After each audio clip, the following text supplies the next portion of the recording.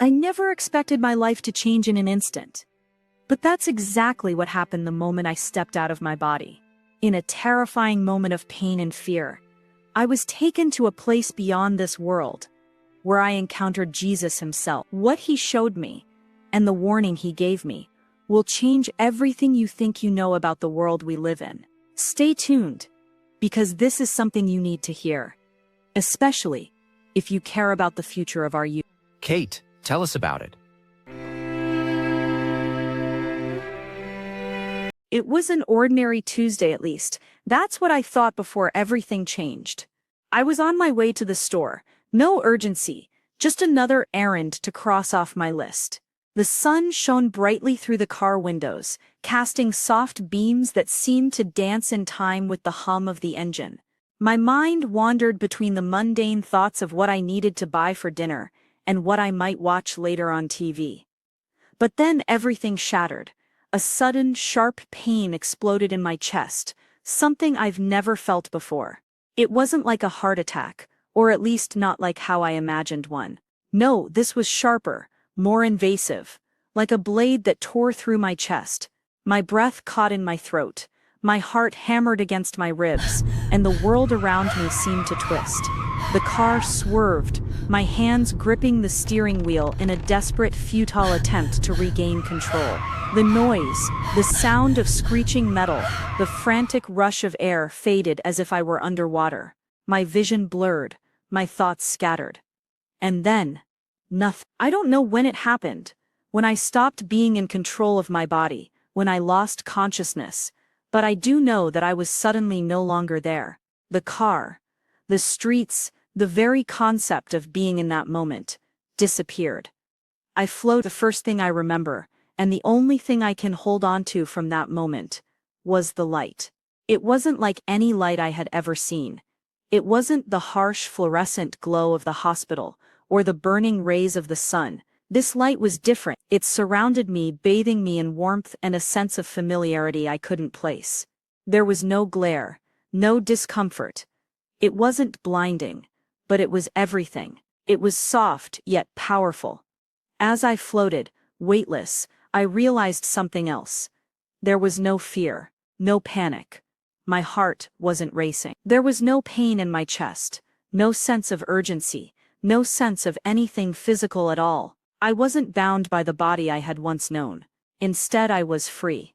And then, I heard it, the softest whisper in the back of my mind, so quiet that it was as if it wasn't even spoken aloud. Look, I didn't know who had said it. It wasn't my voice.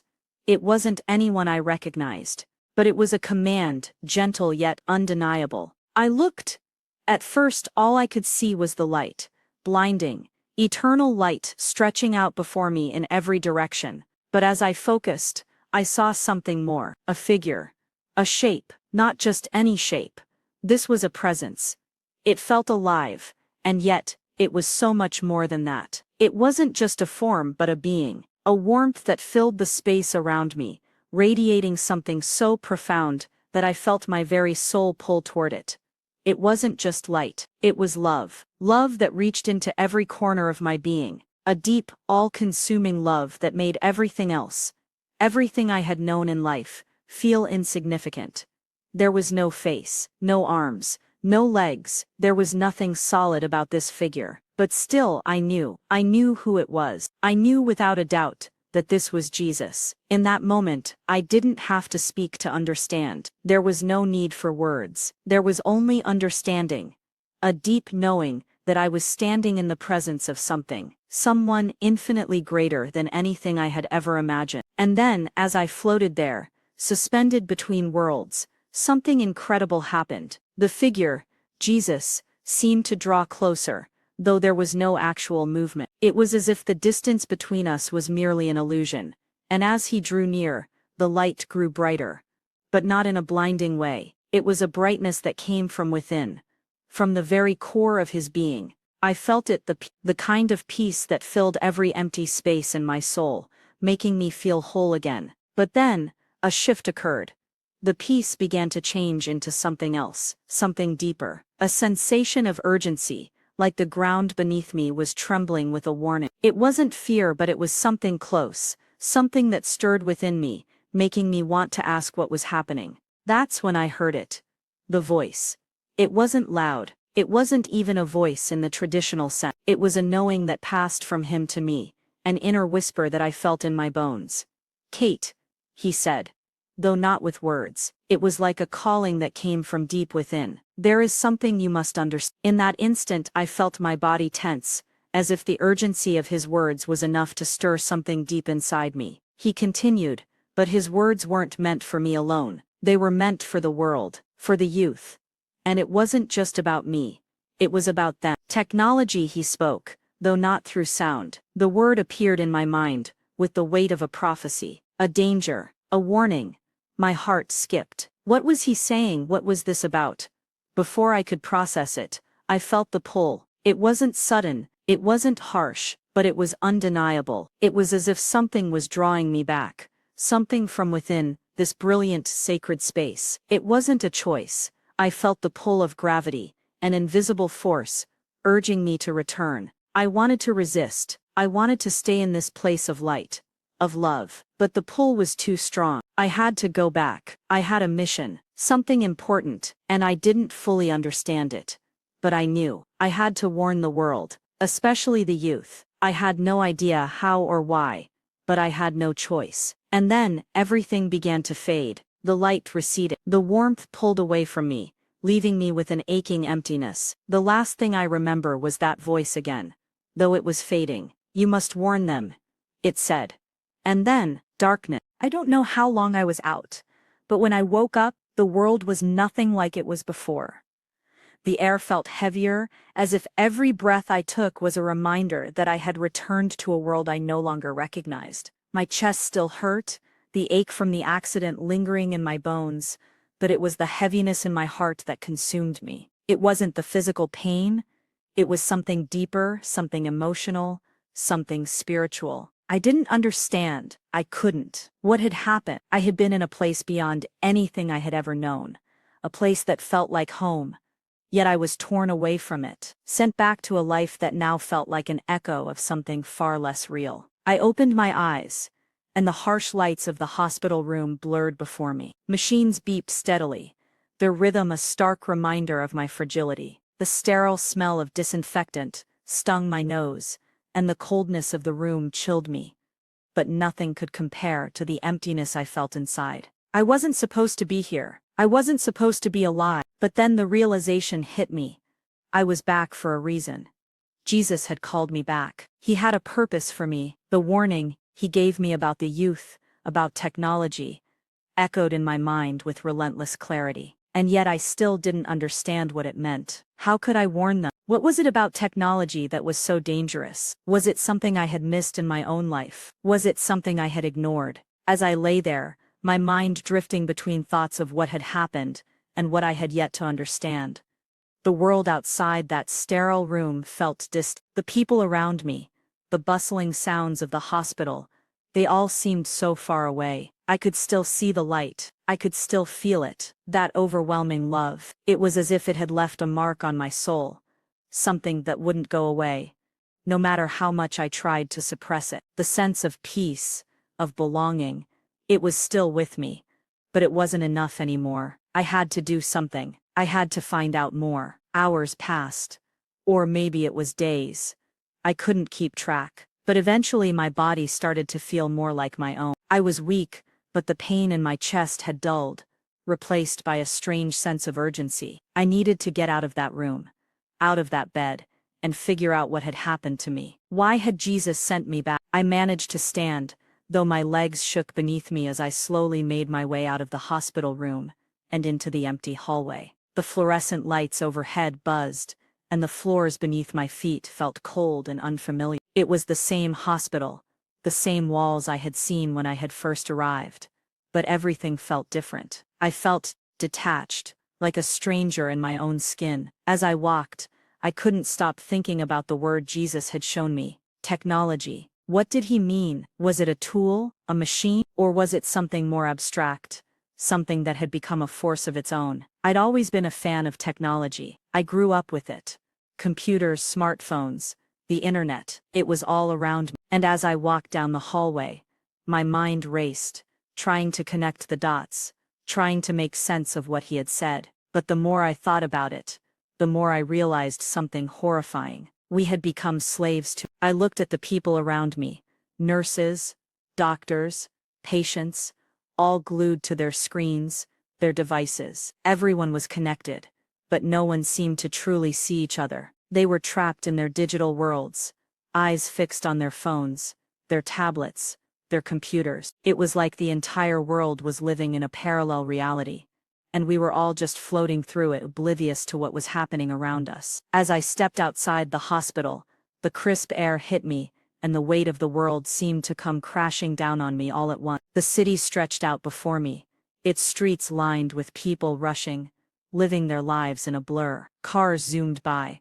their drivers distracted by their phones. Everywhere I looked, people were lost in technology. No one looked up, no one smiled. They were all consumed, absorbed into the digital web that had slowly but surely taken over every aspect of our existence. It hit me then, as if a wave of realization had finally broken through my haze. Technology wasn't just a tool anymore. It wasn't just something we used to make life easier. No, it had become something far more insidious. It had become a god. The warning was clear now. It wasn't about the dangers of technology in a conventional sense. It wasn't just about addiction or distraction. It was about how we had allowed it to take control of our lives. It had infiltrated our minds, our hearts and our souls. It had become a force that shaped our thoughts, our desires, our very reality. And the youth, they were the most vulnerable. They were the ones who had grown up with it, who had never known a world without it. They were the ones who were most at risk, the ones who would never realize how deeply they were being influenced. I wanted to shout, I wanted to scream, but I didn't know how to warn them. How could I make them understand? How could I make anyone understand? The sky above me was clear,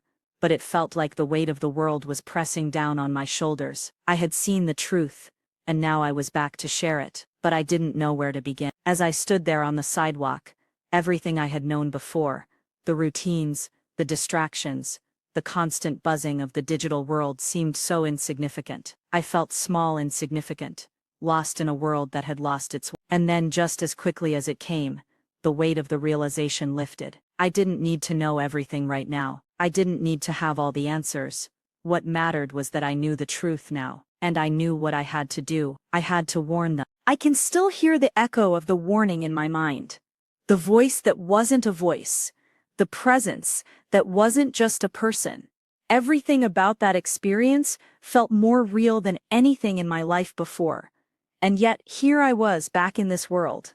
The same world, but changed. I was different. How could I go back to the way things were before? How could I go back to a life that now felt so shallow, so empty, when I had seen what I had seen? I remember staring out the window of my small apartment, in the days that followed, feeling as if the weight of the world was pressing down on me. The world outside was moving in its usual chaotic rhythm. People rushing, talking, laughing, but all of it felt distant. All of it felt wrong. How could they not see what I had seen? How could they continue living, oblivious to the dangers, to the warning that I had received? The light, the love, the peace. It all seemed so far away, fading like a dream when you wake up. But the warning Jesus had given me was not a dream. It was real, and it was a message I couldn't ignore. My soul was in turmoil. I had to share it, but how? Where would I even begin? I spent days in my apartment, pacing, trying to make sense of it all. I had so many questions, so many doubts, but one thing was certain. I couldn't keep this to myself. I had to do something. I had to warn the youth. I had to warn them about the digital trap that was already closing in around them. But how? How could I make a difference when everything around me seemed so? The world was moving on, and the people in it were too consumed by their screens, their devices, to even notice what was happening. They were blind to it. They didn't know. They couldn't see it. And that scared me. Then came the moment that I knew deep down I couldn't ignore any longer. I was sitting in a cafe, my coffee lukewarm, my phone lying forgotten on the table. The people around me were all engrossed in their phones, their eyes glued to the glowing screens in front of them. A man next to me was scrolling through his social media feed. A teenager at the counter was typing away on her phone, and an older woman in the corner was texting her friend. Everywhere I looked, I saw people connected, and yet so utterly disconnected from the world around them. I couldn't stop staring at the screens. I felt an overwhelming sense of dread wash over me. This was the thing. This was what Jesus had warned me about. I wanted to scream. I wanted to shout at them to look up, to see what they were missing. I wanted to tell them that there was so much more to life than this. But I didn't. I couldn't. I didn't know how. That's when I realized something. The warning wasn't just for the youth. It was for everyone. It was for all of us. Technology in its current form had become a god. It had become the driving force in our lives, dictating how we thought, how we interacted, how we lived. It wasn't just about addiction, about wasting time on social media. It was about how we had become so dependent on it, so entwined with it, that we had lost ourselves. But the youth, their minds, their futures, they were at the greatest risk. They were being shaped by this invisible force. They were the ones who had grown up with it, and it had become so normalized that they couldn't even see it. It was as if they were born into a world that had already been overtaken by it, and they didn't even know what they were losing. I knew I had to speak up. I couldn't stay silent anymore. I couldn't keep this to myself. The message Jesus had given me was too important. It was bigger than anything I had ever done in my life. I started small. I began sharing my story about the light, about the warning, about the danger. I spoke to friends, to family, to anyone who would listen. At first it felt strange, like I was telling a story that no one would believe. How could they? How could they understand when they hadn't seen what I had seen? But as I shared, as I spoke about the peace, the love and the warning, something began to change. People listened, some were skeptical, but others were moved. And then something unexpected happened. I began to hear stories from others, stories of near-death experiences, of encounters with something greater than themselves, of moments when they too had seen the truth. It was like a floodgate had opened. People began sharing their own experiences, their own revelation. The more I spoke, the more I realized that this was bigger than just me. This was part of something greater, something divine. But even with the small steps I had taken, I knew it wasn't enough. The world was still asleep. The youth were still lost in their digital world. The warning was urgent, and I could feel the weight of it growing stronger inside me. It wasn't just a warning, it was a calling. I had been to the other side. I had seen the truth, and now it was my responsibility to make sure the youth saw it too. As I stood there, looking at the world around me, I knew that I couldn't save everyone, but I could start with one person who would listen, one person who would understand. And if I could reach just one soul, if I could make them see the truth, then it would all be worth it. The warning Jesus had given me was more than just a message. It was a mission, and I wasn't going to let it die in my heart. I was going to carry it with me. Everywhere I went, to everyone I met, I would warn them. I would make them see the truth. And maybe, just maybe, I could save them from the trap that had already ensnared us all. Thank you for joining me on this incredible journey. My experience in the afterlife was nothing short of life-changing, and I can't keep this message to myself. If this testimony resonated with you, if you felt the urgency in the warning, I urge you to share it with others. We all need to wake up to the reality of what's happening around us, especially the youth. If you felt moved by this message, leave a comment below and let me know your thoughts. Don't forget to hit that subscribe button and turn on notifications so you don't miss any of my real afterlife testimonies. Together, we can spread the word and make a change before it's too late. Stay blessed, and may you find peace in every step of your journey.